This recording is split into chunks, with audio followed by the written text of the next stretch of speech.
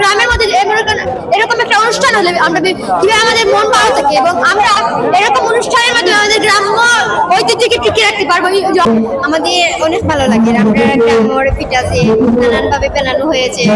আম্মু আছে বই না ওরা দিছে বা আরো বানাইছে আমরা মজা করলাম আসলে জামাই পিঠা, প্রথম পিঠা, সাবু পিঠা, সেমাই পিঠা। বাঙালি মানেই শীতের মধ্যে পিঠা উৎসব সেটা হবেই। মাঘ মাস আসলে তারা নানান ধরনের পিঠা বুনতেন গ্রামের, বিশেষ করে মা বোনেরা যারা রয়েছেন তারা মৌলভীবাজার জেলার কুলাউড়া উপজেলার পাটে ইউনিয়নে ডিগ্রি করে রয়েছে, সেখানে সুন্দর একটি আয়োজন করা হয়েছে। আমরা যেটা বানাইছি সেটা ইউটিউব দেখে বানাইছি, আগর কোনোটাও বানাইছি না, ইউনিক বানাইছি, যেটাও বানাইছি নিজের ইউটিউব দেখে যত কথা বানাইছি। বানাই আমাদের পরিবার সদস্য হেল্প করতেন, পাশাপাশি আমাদের শিক্ষক স্যার আব্দুল সামাদ স্যার আমাদের বিভিন্ন প্রণালী সম্পর্কে বলে দিচ্ছেন। স্যার গ্রামের খাবার কোনো বিদেশি খাবার রাখার প্রয়োজন নয়, কারণ এটা পিঠা উৎসব, পিঠা গ্রাম্য উৎসব হবে, তাই এটা আমরা সবকিছু আমাদের গ্রামের খাবার, সবকিছু আমাদের দেশীয় খাবার, সবকিছু নিজে তৈরি করেছি। তৈরি কিছু এমন কিছু কথা না, আমার মা তৈরি করেছেন সবকিছু, পাশাপাশি আমি সাহায্য করছি আমার মাকে, এবং আমার পাশাপাশি দুজন চাচি আছেন তিনি তারাও আমাদের সাহায্য করছেন। আর বলতে গেলে আমরা ইউটিউব ব্যবহার করি নাই। মোমো জিনিস, মোমো ছিল আমাদের এখানে বিক্রি হয়ে গেছে।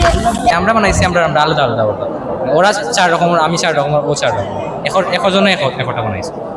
ভাটেরা কলেজের উদ্যোগে আজকের এই পিঠা উৎসব, যা আমাদের হারিয়ে যাওয়া সংস্কৃতি।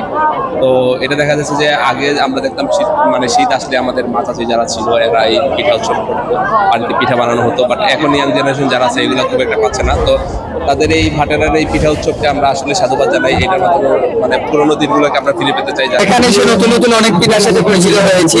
আগে আমরা বিভিন্ন সময় 10বার করে আগে আমাদের মা চাচি যারা আছেন বিভিন্ন রকমের পিঠা তৈরি করতো, কিন্তু এখন এই সময়গুলা এখন পাওয়া যায় না।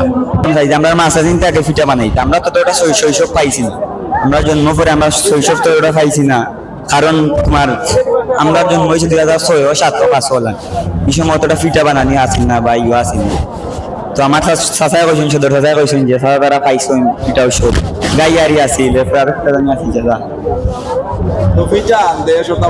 বানাইতা বিভিন্ন জাতের পিঠা উঠা বানাইতা গুয়াইয়া। তো আমরা এটা পাইছি না, এখন আবার আমরা আয়োজন করছি, তো দেখতাম পারি আর যে পিঠা কত জাত আছে বা বিভিন্ন ধরনের পিঠা আছে। বা আমরা ছোট থাকতে দেখতাম আমরা মা চাচি হলে ওই যে ডেকি আসিল, আগে ডেকি দিয়া গুড়ি ফাট দিতা, গুড়ি ফাট দিয়া বাজার তো মধুর আনাইতা, আমরা আব্বা করে দেওয়াইয়া চাচা করে দেওয়াইয়া মধুর আনাইতা, আনাইয়া ডেগো গুলিয়া আর ওই যে থালি একটা ওদের নাইকলের যে থালি ওগু খানা করিয়া খানদেশ বানাইতা।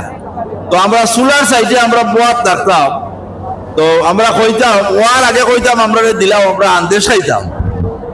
তো আমরা আর মায় আমরা আন্দেশ দিতা, এর বাদে ফিটা বানাইতা, ওই যে গোল গোল করিয়া আগর গাইয়ালি আছে, গাইয়ালি দিয়া ওই যে চুলাত বহাইয়া ওই যে পিঠাকে জাল দিয়া গাইয়ালি পিঠা বানাইতা।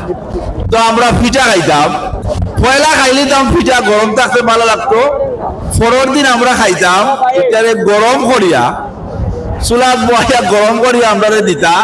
কেউ খাইতাম আমরা চিনি দিয়া, কেউ খাইতাম মাংস দিয়া, কেউ খাইতাম গুড় দিয়া, তো ভালো লাগতো। আসলে আগর ঐতিহ্য যেটা আছিল আমরা দেখছি এটা খুব ভালো আছিল।